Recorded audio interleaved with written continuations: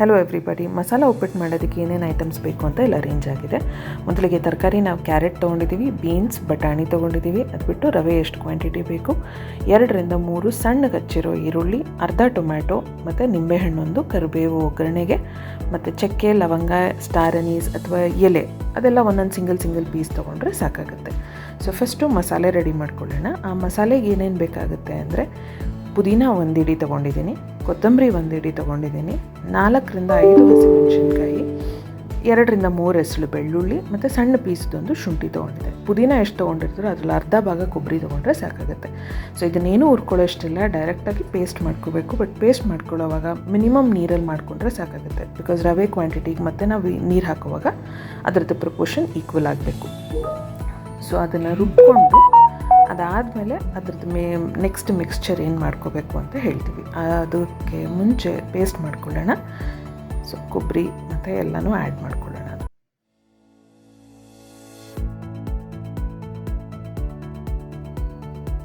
Paste ಮಾಡ್ಕೊಳ್ಳುವಾಗ minimum quantity ನೀರು ಅಂತ already ಹೇಳಿದ್ದೀನಿ.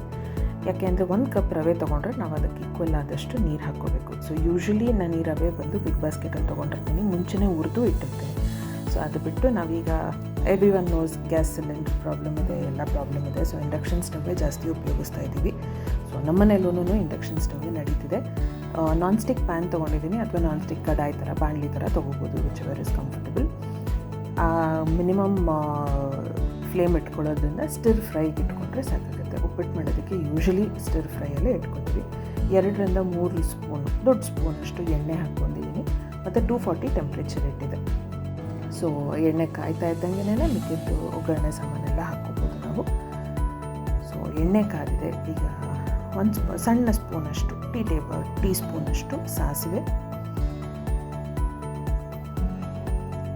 ಸೊ ಅದು ಸಿಟ್ಲೋಷ್ಟೊತ್ತಿಗೆ ನಾವು ಮಿಕ್ಕಿದ್ದು ಒಗ್ಗರಣೆ ಐಟಮ್ಸ್ ಏನೇ ಆಗಿರ್ಬೋದು, ಅದು ನಾನು ಮೊದಲೇ ತೋರಿಸಿದ್ನಲ್ಲ ಮಸಾಲೆ ಐಟಮ್ಸ್ ಅಂತ.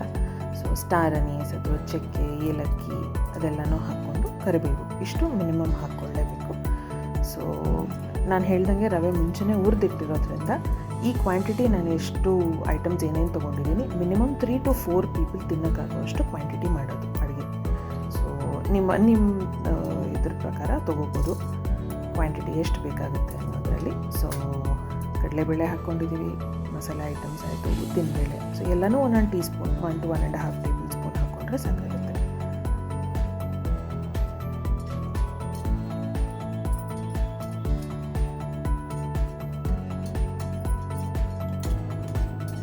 ಒಂಚೂರು ಗೋಲ್ಡನ್ ಬ್ರೌನ್ ಆಗೋಕ್ಕೆ ಸ್ಟಾರ್ಟ್ ಆದರೆ ಸಾಕಾಗುತ್ತೆ. ಅದಾದ ತಕ್ಷಣ ನಾವು ಕರಿಬೇವೆಲ್ಲ ಹಾಕ್ಕೋಬೋದು. ಸೊ ನಿಮಗೆ ಗೊತ್ತು, ಸ್ಟವ್ ಇದಿರೋದ್ರಿಂದ ಇಂಡಕ್ಷನಲ್ಲಿ ಮಾಡೋವಾಗ ಸ್ವಲ್ಪ ನಿಧಾನ ಆಗುತ್ತೆ. ತುಂಬ ಫಾಸ್ಟಾಗಿ ಬಿಸಿ ಹತ್ತೋದಾಗಲಿ ಅಥವಾ ಸಿಗೋದಾಗಲಿ ಆಗೋದಿಲ್ಲ ಕೆಲವು ಸಲ. ಸೊ ಡಿಪೆಂಡ್ಸ್ ಆನ್ ದ ವೆಸಿಲ್, ನಾವು ಯಾವ ವೆಸಿಲ್ ಯೂಸ್ ಮಾಡ್ತೀವೋ ಅದ್ರ ಮೇಲೆ ಇದಾಗುತ್ತೆ. ಈರುಳ್ಳಿ ಹಚ್ಚಿಟ್ಕೊಂಡಿರೋ ಅಷ್ಟು ಈರುಳ್ಳಿನೂ ಹಾಕ್ತಾ ಇದ್ದೀವಿ. 2 ರಿಂದ 3 ಮೀಡಿಯಮ್ ಸೈಜ್ ಈರುಳ್ಳಿ ತೊಗೊಂಡಿದ್ದೀನಿ.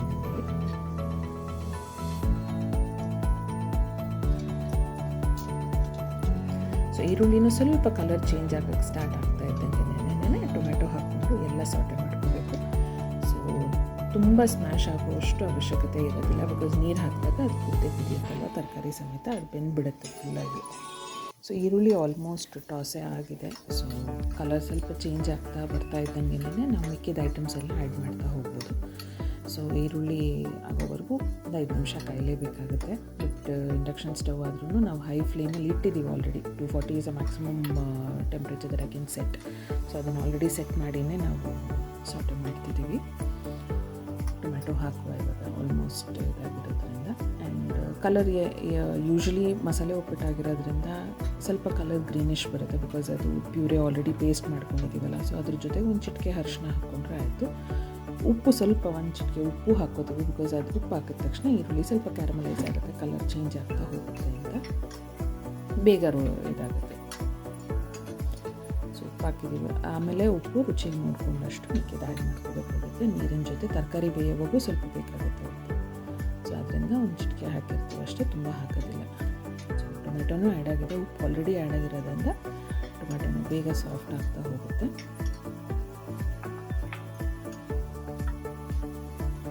ಇಂಡಕ್ಷನ್ ಸ್ಟವ್ ಮೇಲೆ ಮಾಡುವಾಗ ಒಂದೇ ಪೋರ್ಷನ್ನಾಗಿರ್ಬೇಕಂದ್ರೆ ನಾವು ಆದಷ್ಟು ಸಾರ್ಟ್ ಮಾಡ್ತಾ ಇರಬೇಕು. ಇಲ್ಲ ಅಂದರೆ ತುಂಬ ಬೇಗ ತಳ ಅಂಟ್ಕೊಳ್ಳೋ ಚಾನ್ಸಸ್ ಇರುತ್ತೆ. ಬಿಕಾಸ್ ವೆಸಲ್ಸ್ ಎಲ್ಲ ನಾನ್ ಸ್ಟಿಕ್ ಯೂಸ್ ಮಾಡ್ತೀವಿ, ಸೊ ತೆಳು ಇರುತ್ತೆ, ತುಂಬ ತೆಕ್ಕಿರೋದಿಲ್ಲ ಅಂತ. ಸೊ ಸ್ವಲ್ಪ ತರಕಾರಿ ಏನೇನು ಇಟ್ಕೊಂಡಿದ್ದೀವಿ, ಬೀನ್ಸು, ಕ್ಯಾರೆಟು, ಬಟಾಣಿ ನಾನು ಯೂಸ್ ಮಾಡ್ತಾ ಇರೋದು. ಇದ್ರ ಬಿಟ್ಟು ನೀವು ಏನೇ ಬೇಕಾದರೂ ಆ್ಯಡ್ ಮಾಡ್ಕೋಬೋದು. ಚೌಚೌ ಹಾಕ್ಬೋದು, ಸಣ್ಣಗೆ ಹಚ್ಚಿರೋ ಪೊಟ್ಯಾಟೊ ಹಾಕ್ಬೋದು, ಇವೆಲ್ಲ ಆ್ಯಡ್ ಮಾಡ್ಕೋಬೋದು. ಬಟ್ ನಾನು 3 ಟೈಪ್ಸ್ ಆಫ್ ತರಕಾರಿ ತೊಗೊಂಡಿದ್ದೀವಿ, ಬೀನ್ಸು, ಕ್ಯಾರೆಟು, ಬಟಾಣಿ. ಸೊ 1 ಕಪ್ ರವೆಗೆ 1:3 or 3.5 ನೀರು ಹಾಕ್ಕೋತೀವಿ.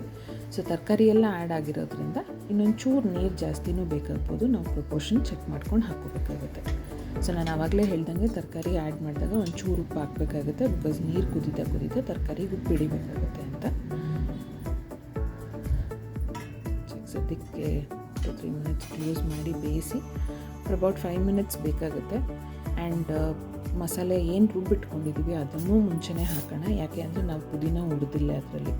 ಸೊ ತರಕಾರಿ ಸಮೇತ ಹುರಿದಾಗ ಅದರದ್ದು ಪುದೀನದು ಹಸಿ ಫ್ಲೇವರ್ ಏನಿರುತ್ತೆ, ಸ್ಮೆಲ್ ಏನಿರುತ್ತೆ ಅದು ಹೋಗೋದಕ್ಕೋಸ್ಕರ ಮುಂಚೆನೇ ಆ್ಯಡ್ ಮಾಡ್ತೀವಿ.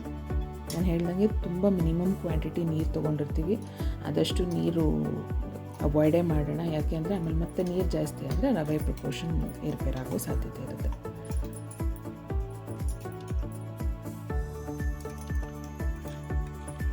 ಸೊ ಮಸಾಲೆ ಎಲ್ಲ ಸ್ವಲ್ಪ ಕಲರ್ ಚೇಂಜ್ ಆಗ್ತಾ ಹೋಗುತ್ತೆ ಒಂಚೂರು ಫ್ರೈ ಆದ ತಕ್ಷಣ.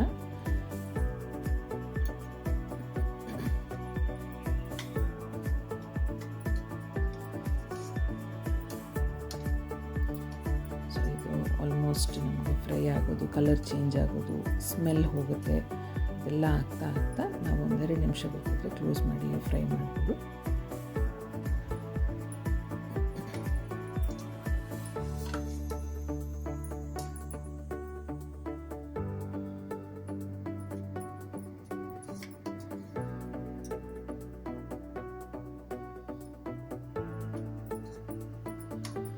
ಮಧ್ಯದಲ್ಲಿ ಸ್ವಲ್ಪ ಮಗಳದ್ದು ಡಿಸ್ಟರ್ಬೆನ್ಸ್ ನಡೀತಾ ಇರುತ್ತೆ. ನಮ್ಮ ಅತ್ತೆ ಹತ್ರ ಮಾತಾಡ್ತಾ ಇರ್ತಾಳೆ. ಸೊ ಇದೆಲ್ಲ ಒಂಚೂರು ನಡೀತಾ ಇರುತ್ತೆ ಮಧ್ಯದಲ್ಲಿ. ಸೊ ಈಗ ತರಕಾರಿ ನೀರು ಹಾಕಿ ಅದನ್ನು ತರಕಾರಿ ಎಲ್ಲ ಬೇಯೋವರೆಗೂ ಟೈಮ್ ಕೊಡೋದನ್ನು. ನಾನು ಹೇಳ್ದಂಗೆ ಆ ಬಟ್ಲಲ್ಲಿ 1 ಕಪ್ ರವೆ ತೊಗೊಂಡಿದ್ದೀವಿ. ಸೊ ಆಲ್ಮೋಸ್ಟ್ ಅದಕ್ಕೆ ನೀರು ಎಷ್ಟು ಬೇಕಾಗುತ್ತೆ ಅನ್ನೋಷ್ಟು ಕ್ವಾಂಟಿಟಿ ಹಾಕ್ಕೊಳ್ಳೋಣ. ಇದು ರವೆ ನನಗೆ ತುಂಬ ಒದಗುತ್ತೆ. ಸೊ ಆಲ್ಮೋಸ್ಟ್ 1:3 ತೊಗೊಂಡಿದ್ದೀವಿ. ತರಕಾರಿ ಬೇಯೋಕ್ಕೂ ಸ್ವಲ್ಪ ಬೇಕಾಗುತ್ತೆ. ಸೊ ಹಾಗಾಗಿ 1:3 ತೊಗೊಂಡು ಆ್ಯಡ್ ಮಾಡಿ ಪ್ಲೇಟ್ ಮುಚ್ಚಿಟ್ಟಷ್ಟು ಬೇಗ ಕುದಿಯೋ ಸಾಧ್ಯತೆ ಇರುತ್ತೆ. ಸೊ ಹಾಗಾಗಿ ಪ್ಲೇಟ್ ಮುಚ್ಚಿಟ್ಟು ನೀರು ಕುದಿಯೋದಕ್ಕೆ ಬಿಡೋದು 5 ನಿಮಿಷ ಬೇಕಾಗುತ್ತೆ. 5 to 8 ಮಿನಿಟ್ಸ್ ಕುದಿಯೋಕ್ಕೆ ಬೇಕಾಗುತ್ತೆ ಟೈಮ್ ಮಧ್ಯದಲ್ಲಿ.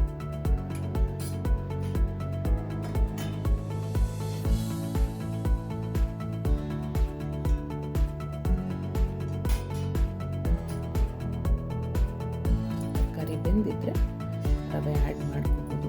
ತರಕಾರಿ ಬೆಂದಿದೆಯಾ ಅಂತ ನೋಡಬೇಕಷ್ಟೇ. ನಾನು ಬೀನ್ಸು, ಕ್ಯಾರೆಟ್ ಎಲ್ಲ ಸಣ್ಣ ಕಚ್ಚಿರೋದ್ರಿಂದ ತುಂಬ ಹೊತ್ತಿನ ಟೈಮ್ ತೊಗೊಳ್ಳೋದಿಲ್ಲ.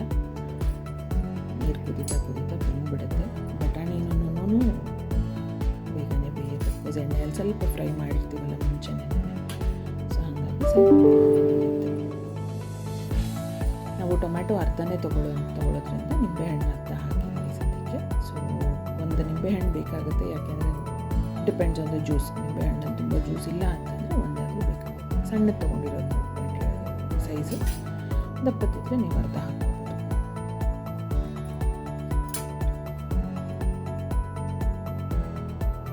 ಸೊ ಈಗ ರವೆ ಆ್ಯಡ್ ಮಾಡ್ತಾ ಕದಿಸ್ತಾನೆ ಇರಬೇಕು, ಇಲ್ಲಾಂದರೆ ಮುಂದೆ ಬರುವ ಸಾಧ್ಯತೆಯೂ ಇರುತ್ತೆ. ಸೊ ಹಾಗಾಗಿ ರವೆ ಹಾಕ್ತಾ ಕದಿಸ್ತಾನೆ ಇರೋಣ. ರವೆ ಎಲ್ಲ ಹಾಕಿದ ಮೇಲೆ ಮುಚ್ಚಿಡ್ಬೇಕಾಗುತ್ತೆ. ಬಿಕಾಸ್ ಅದಾದಮೇಲೆ 5 ನಿಮಿಷ ಮುಚ್ಚಿಟ್ರೆ ಸ್ಟೀಮ್ಗೆ ಬೇಗ ಬೆಂದೋಗುತ್ತೆ. ಹಾಗಾಗಿ ಅದರದ್ದು ಪ್ರಪೋರ್ಷನ್ ಕರೆಕ್ಟಾಗಿ ಬರುತ್ತೆ. 1:3 ಪ್ರಪೋರ್ಷನ್ ತೊಗೊಂಡಿರೋದು ರವೆ, ಹುರಿದಿರೋ ರವೆ, ಹುರಿದು ಎಲ್ಲ ರೆಡಿ ಇಟ್ಟಿದ್ದು ರವೆ. ಅದನ್ನು just miss that.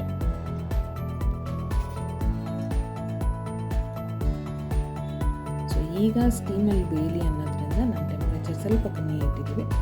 About 100 to 120 ಇಟ್ಟಿರ್ತೀವಿ ಯೂಶ್ವಲಿ. 240ವರೆಗೂ ಇಡೋದಿಲ್ಲ. ಸೊ ಒಂದು 5ರಿಂದ 6 ನಿಮಿಷ ಬಿಟ್ಟರೆ ಸಾಕೋದು. ಬೇಸ್ಲಿ ಕೊಡುತ್ತೆ. ಸೊ ಕನ್ಸಿಸ್ಟೆನ್ಸಿ ನಿಮಗೆ ಗೊತ್ತಾಗ್ಬಿಡುತ್ತೆ. ಅದು ಎಣ್ಣೆ ತುಂಬ ಹಾಕಿಲ್ಲ. ಅದರಿಂದ ಲಾಸ್ಟಲ್ಲಿ ನಾವು ರುಚಿಗೆ ಎಷ್ಟು ಬೇಕಾಗುತ್ತೋ ಅಷ್ಟು ತುಪ್ಪ ಬೇಕಿದ್ದರೂ ಹಾಕ್ಕೋಬೋದು. Because it add flavour. ಎಣ್ಣೆ ಜಾಸ್ತಿ ಉಪಯೋಗಿಸೋದಕ್ಕಿಂತ ತುಪ್ಪ ಹಾಕಿದ್ರೆ ಸ್ವಲ್ಪ ಹೆಲ್ತ್ಗೂ ಒಳ್ಳೆಯದು ಅನ್ನೋ ಥರ ಅಷ್ಟೇ.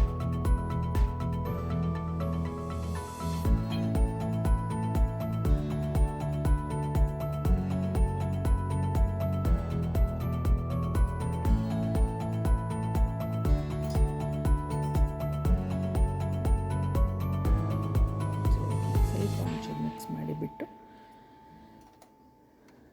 ಆಫ್ ಮಾಡಿ ಕ್ಲೋಸ್ ಮಾಡಿಟ್ರು ಒಂದು 5 ನಿಮಿಷ ಸ್ಟೀಮ್ಗೆ ನೀಟಾಗಿ ಬೆಂದ್ಬಿಟ್ಟಿರುತ್ತೆ. ಹಂಗೇನಿದು ಬೇಕಿರಲ್ಲ. ಇಲ್ಲಾಂದರೆ ಇನ್ನೊಂದು 2-3 ನಿಮಿಷ ಸ್ಟವ್ ಮೇಲಿಟ್ಟು ಆಫ್ ಮಾಡ್ಕೋಬೋದು. So this is it about the item.